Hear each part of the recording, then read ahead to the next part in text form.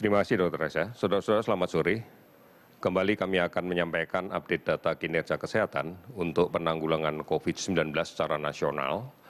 Yang data ini kami himpun sampai dengan cut-off time di pukul 12.00 WIB dari gugus tugas kabupaten kota, mengalir ke provinsi dan kemudian menuju ke pusat. Setelah data kami terima, kami tentunya akan melakukan cross-checking data, karena data yang kami terima adalah data yang berasal dari data laboratorium melalui all record, yang kemudian kita konfirmasi dengan data rumah sakit untuk memastikan apakah ini pasien follow up atau pasien baru. Karena akan ada perlakuan yang berbeda, apabila ini adalah pasien baru yang terkonfirmasi positif, maka kita harus meregistrasikan dalam InnoCovid yang kemudian kita laporkan ke WHO untuk mengkaji epidemiologi secara global. Apabila ini pasien follow up, tentunya kita gunakan dalam rangka untuk menentukan kapan pasien ini kita nyatakan sembuh dan bisa lepas dari perawatan. Hari ini kami melakukan pemeriksaan spesimen sebanyak 22.281 spesimen. Sehingga total spesimen yang kita periksa sekarang adalah 871.436 orang. Dari pemeriksaan ini kita mendapatkan data konfirmasi positif 1.301 orang, sehingga totalnya menjadi 60.695 orang. Kalau kita perhatikan distribusi dari penambahan kasus ini adalah sebagai berikut. Jawa Timur hari ini melaporkan kasus baru terkonfirmasi sebanyak 353 orang.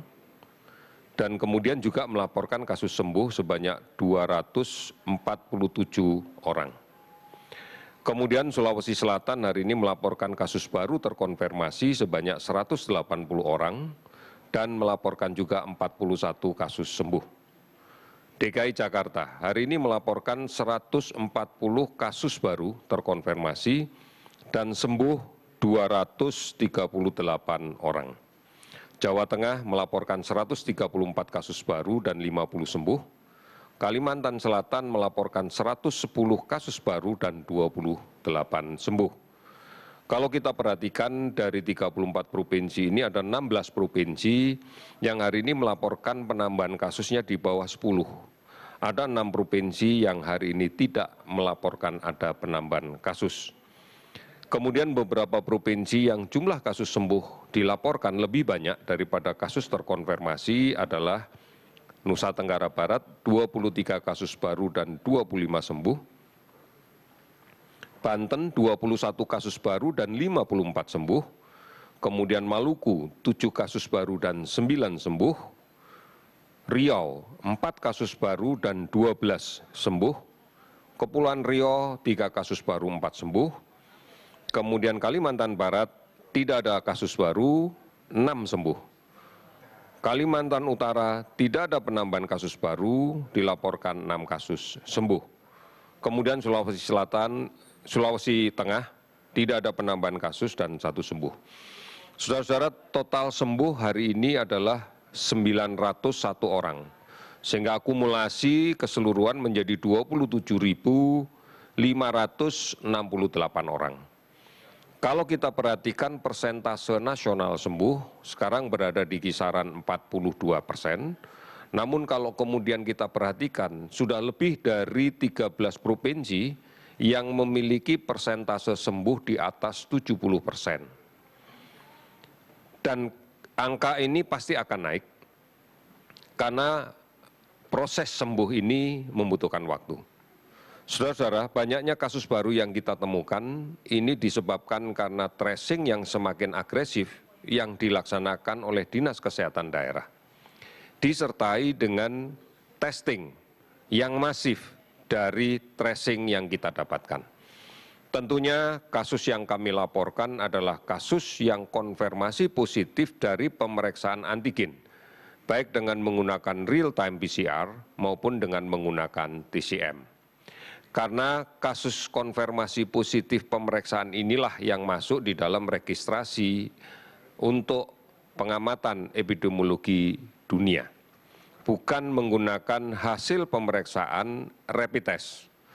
Rapid test hanya akan digunakan sebagai tuntunan untuk kita melaksanakan tracing dan untuk melihat deteksi dini bagi pekerja migran yang kembali ke tanah air sebelum dilaksanakan pemeriksaan PCR real time.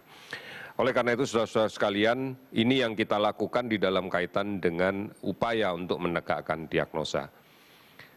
Pemeriksaan PCR pada kasus COVID-19 sebenarnya ditujukan adalah untuk bagaimana melakukan intervensi bagi kesehatan masyarakat yang ditandai dengan langkah-langkah tracing secara agresif. Pemeriksaan ini tidak ditujukan untuk menentukan protokol layanan klinis di rumah sakit. Dan dari kasus yang kita dapatkan ini, tidak seluruhnya memiliki indikasi untuk dirawat di rumah sakit. Banyak hasil pemeriksaan konfirmasi positif yang kemudian tidak disertai dengan gejala klinis yang diindikasikan untuk kita rawat. Sehingga kita akan memberikan saran untuk melaksanakan kegiatan isolasi secara mandiri di rumah masing-masing. Inilah yang kemudian bisa kita lihat bahwa kapasitas tempat tidur yang kita siapkan untuk menangani COVID-19 ini tidak 100% terisi. Pada data terakhir yang kita miliki terisi sebanyak 55,5%. Artinya masih ada separuh kapasitas yang belum terisi. Dan kemudian kasus yang dirawat pun tidak seluruhnya masuk dalam kondisi yang berat. Banyak diantaranya yang kondisi sedang atau memang membutuhkan pemantauan dan pengawasan khusus karena ada faktor komorbid yang menyertainya. Saudara-saudara, kasus meninggal hari ini berjumlah 49 orang, sehingga totalnya menjadi 3.036 orang. Dampak sudah kita dapatkan di 453 kabupaten kota di 34 provinsi. Kami masih ketat melakukan pemantauan dari orang yang diduga memiliki kontak erat dengan kasus konfirmasi positif yang kita kenal sebagai ODP, ini sebanyak 38.767 dan sebagian sudah selesai kita pantau pada kurun 14 hari dan ternyata tidak menunjukkan gejala sakit apapun, maka kita nyatakan tidak, kita pantau kembali. Kemudian pasien dalam pengawasan yang kita laksanakan perawatan dan pengawasan ketat sebanyak 13.609 orang. Saudara-saudara, inilah kinerja data kita. Kita harus melihat secara utuh bukan hanya penambahan kasusnya, tetapi juga penambahan jumlah yang sembuh. Karena ini menjadi penting, karena bisa menggambarkan tentang beban layanan rumah sakit yang sesungguhnya.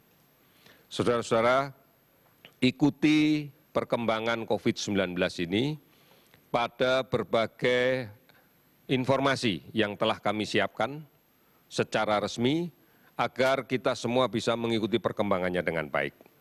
Sekali lagi kami mengingatkan, saat ini kita sudah waktunya kembali untuk beraktivitas, tetapi orientasi aktivitas kita adalah aktivitas yang produktif. Oleh karena itu, kami berharap apabila memang aktivitas itu tidak terkait dengan produktivitas kita, sebaiknya ditunda. Karena kita tidak pernah tahu bahwa di lingkungan di luar rumah, kemungkinan ada kasus positif yang berada di tengah-tengah kita. Inilah menjadi sumber penularan untuk kita. Apabila kita melakukan aktivitas yang produktif pun harus dengan mematuhi protokol kesehatan yang kita tentukan. Mari kita melindungi diri kita, menggunakan masker, menjaga jarak, dan rajin mencuci tangan dengan menggunakan sabun dan air mengalir, ini adalah bagian yang terpenting. Ingat, kita harus kembali produktif, tapi mengedepankan aman. Kita bisa membayangkan manakala aktivitas produktif kita malah mendapatkan penularan penyakit ini. Maka keluarga kita yang di rumah, anak-anak kita, saudara-saudara kita, orang tua kita akan memiliki kemungkinan tertular dari kita. Oleh karena itu, patuhi protokol kesehatan ini. Ini harus dilaksanakan sekarang juga, bersama-sama, terus-menerus, dan penuh kesadaran untuk disiplin menjalaninya. Dengan cara seperti ini, maka kita akan bisa mengendalikan penularan COVID-19 ini. Saudara-saudara, mari dengan optimisme, kita yakin bisa melakukan ini. Kita yakin dan kita bisa mengerjakannya. Terima kasih, selamat sore.